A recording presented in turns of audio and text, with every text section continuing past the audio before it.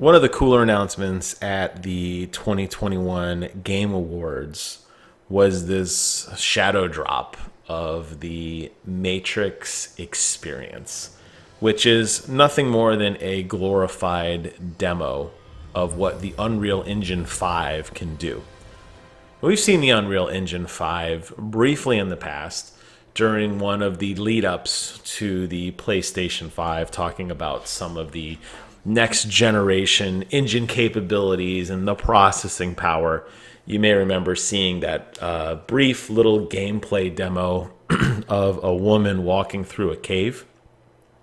As a matter of fact, when we all saw it, we were hoping it'd be a real game. It turns out it was just a thrown together technical demo from the Unreal team, showing off the capabilities of the engine, particularly with how many unique polygons could be on the screen, with some of the dynamic lighting and some of the dynamic weather effects that were available in the game.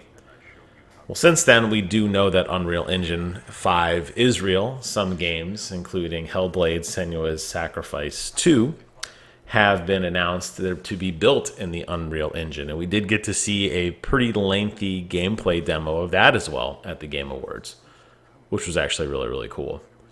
But it's a different thing to see gameplay of it on a stream or on your TV versus you actually controlling the action. And I think what the Matrix put out here with this crossover from Unreal Engine 5 is really cool. And I think it's one of those things of saying, well, seeing is believing. So you're looking at gameplay footage that I captured from my PlayStation 5. It does not do justice to what this is. If you have a next generation console, I highly recommend you check this out yourself. They're touting this as a experience because there is a little bit of gameplay in there, not really, but just to kind of show you what it looks like dynamically, in terms of, how, there's a shooting aspect, like an on the rails shooter type thing. But then I think where it really gets exciting is sticking around to the end, and then you get to explore this open world and drive cars or fly around and just kind of see things. And I think that's when you really start to appreciate just how beautiful this engine really is, and not just a scripted environment, but how well it handles under kind of, some sort of player load or, processing power load. And that's really, really cool. So it's interesting that they chose the Matrix. Obviously, we have a new Matrix movie coming out here very, very soon. I think maybe this week or next week. And Matrix has always been, I think, to a lot of us, a very special movie because it was so radically different at the time. You think about what movies were out back then when The Matrix came out, and then you watch The Matrix and it's like, whoa, this movie just takes special effects to the next level. And yes, some of the effects by today's standards are a little dated, but at the time, incredibly revolutionary. So it's kind of an interesting nod to what The Matrix did for filmmaking, in the sense that Unreal has elected to highlight The Matrix and the upcoming Matrix movie with their new engine. They could have picked a lot of different games or a lot of different franchises to kind of, drive the bus, so to speak, and they chose Matrix, which is really cool. So good tie-in, good timing, I guess. We're starting to kind of see what this engine looks like. And I won't go into all the crazy technical details because my channel doesn't really do that. I would say if you really want to know the nitty-gritty of how this thing is broken down, check out Digital Foundry. They posted an hour-long technical review explaining in a lot better detail what you're seeing. From just the layman's perspective, there's some things I want to point out, though, that really impressed me significantly and gives me hope for, the next generation of gaming. And let's be honest here. We know that graphics are going to continue to improve. We're getting, and you look at like Forza, like a photorealistic game, right? I mean, we're talking like next generation stuff. This isn't a new concept of us trying to take and make things look as pretty and dynamic lighting as possible. But a couple of things that really stuck out to me in this trailer was there's no popping. I mean, at all, no popping. And that's something that I absolutely hate in gaming. It is so immersive breaking. As a matter of fact, as I was getting ready to record this video, they released, IGN released a 4-minute trailer of Forsaken gameplay. And there's popping all over the place. And I'm like, how is nobody seeing this and it just drives you nuts? This has none of that. Everything you see in the horizon, as tiny as and as faded out as it is, it slowly becomes more and more vibrant as you get closer, and I love that. I was really impressed by the particle effects in terms of that scene earlier when she was shooting out the back window. But even just driving here, you're seeing all little different chunks of gravel and pieces of the car and little pieces of debris, and how dynamically they're populated in the world. I think you'll see a little bit of it here too with some of the bullets as well hitting off the helicopter with sparks and pieces of metal. You even see the little glass shards below what's left of the car. They kind of sway back and forth as well.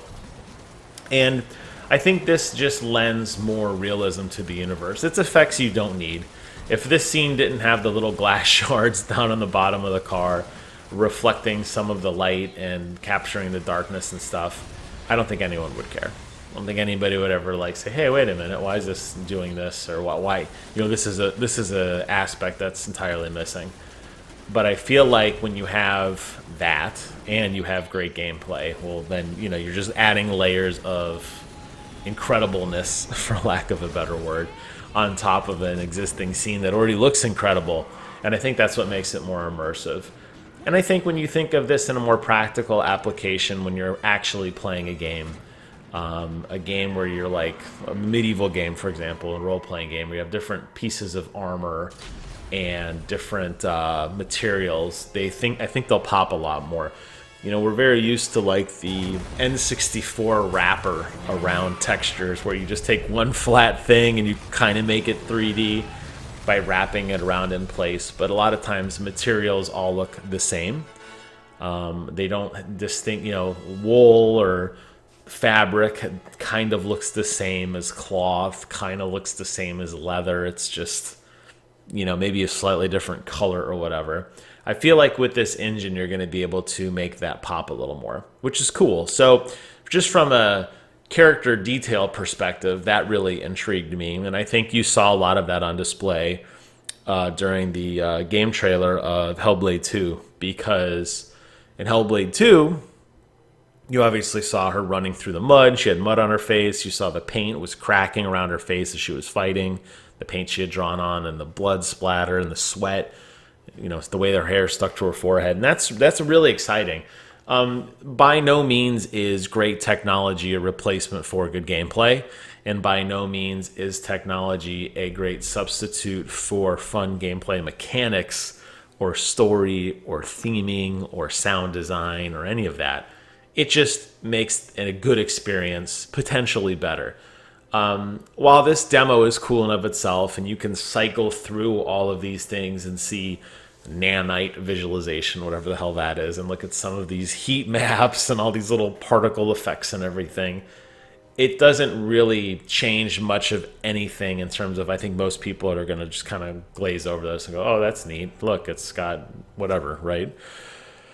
But think of a game like Spider-Man, the first Spider-Man, and how epic that game was, playing, swinging through the city, and how great that city looked.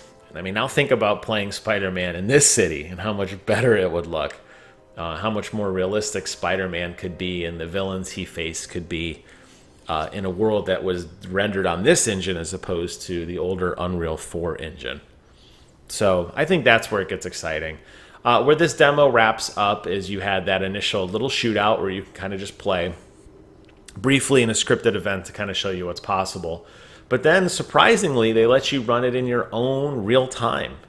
And you're freely able to walk around the city, drive vehicles, fly this kind of like drone thing where you could just zoom in and look at detail. And I don't know what made me think, let's go look at the street sign, but I was really impressed by how detailed the street sign looked, and even the little attention to detail in the red light and how it had a different type of material, or the street signs, and just how different and more vibrant everything looked than, you know, kind of what I've expected in gameplay before. You know, they still do some of the same tricks. You'll notice if you look through some of the store windows, for example, some of the things on the display definitely are a little flatter looking. Some of the reflections aren't really truly one-to-one. They still do those reflection maps.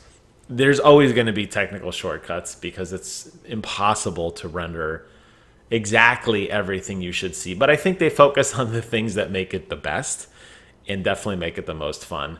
And I'll be curious to see, as games, you know, begin to understand this technology and this engine, what we can expect to see in the future. This is just a first cut, kind of a first pass at what you may expect to see. And I mean, you think along the lines of the development cycle for any console. I'll use PlayStation 4 as a good example. You know, look at the early launch games of PlayStation 4 and then look at games like The Last of Us Part 2. And look at how they basically took that engine and they were able to, you know, not just that engine, but just that hardware, and just really maximize it. So I suspect over time, as with everything else, this Unreal thing is going to continue to advance and evolve, and we're going to get better and better and prettier games, which more people can run, which is cool. I was really impressed by the just sheer amount of destruction. It made me think of what Crackdown 3 promised us back when the Xbox One was launching, where they were supposed to have this very realistic modeling and destruction and damage, and using the cloud as this, you know, massive database to process all of these things. Ultimately, that fell flat. But this is being processed on my local hardware with just local PS5, guts. And wow, I mean, this definitely is very, very, very exciting. So yeah, I just wanted to do a little video kind of highlighting some of the things I noticed about it. If you did, I just saw one pop up right there. If you did see any weird pixelization or artifacting, it's just a process of me recording everything off of Twitch. Obviously, the game does not have that. That's just my crappy internet connection being crappy. If they want to bring me fiber, I'll gladly accept it, but we still don't have it available in my area quite yet. So you're stuck with what you get. But that wraps up today's video. Kind of a quick review, or I don't even know if it's really a review, just initial impressions, I guess, of the Unreal Engine. This is free to download and play, so go check it out and read it and do it. You know, don't read it. Go play it for yourself. Enjoy it. Fly around. Be blown away by what exists. And that's it. So hope you guys take care of yourselves. Have a great week. And until next time, I will see you guys on the other side.